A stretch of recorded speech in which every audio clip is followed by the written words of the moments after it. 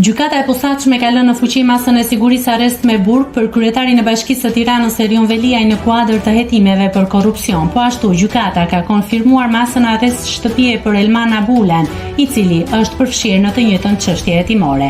Avokatët mbrojtës kërkuan ndryshimin e masave të sigurisë duke propozuar zëvendësimin me masa më të buta dhe ofruan garanci pasurore. Megjithatë, GKKO vendosi të mos pranojë kërkesat. Si argument të ri në seancë, prokuroria paraqiti faktin se apartamenti që ndodhet mbi banesën e Veliajt zotërohet në mënyrë të tërthort nga çifti Xoxa Veliaj, duke ngritur dyshime për pasuri të padeklaruara apo të fshehura.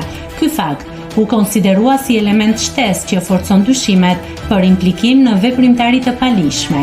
Megjithatë, gjykata e posaçme e apelit miratoi dhe vendimin e shkallës së parë për sekuestrimin e apartamentit pranë banesës së çiftit Veliaj Xoxa.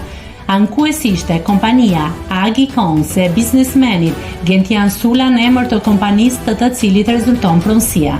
Por sipas prokurorëve të Spakut, ky apartament te Kodra e Diellit në Tiranë ishte në përdorim nga kryebashkiaku. Me këtë vendim të marrë nga apeli i GKKO-s, apartamenti i çiftit Veliaj Xoxa mbetet në sekuestro. Nëse klikoni mbi butonin subscribe, do t'ju shfaqen të gjitha publikimet tona. Ju ftoj t'i bëni subscribe kanalit, të pëlqeni videot dhe të lini komentin tuaj.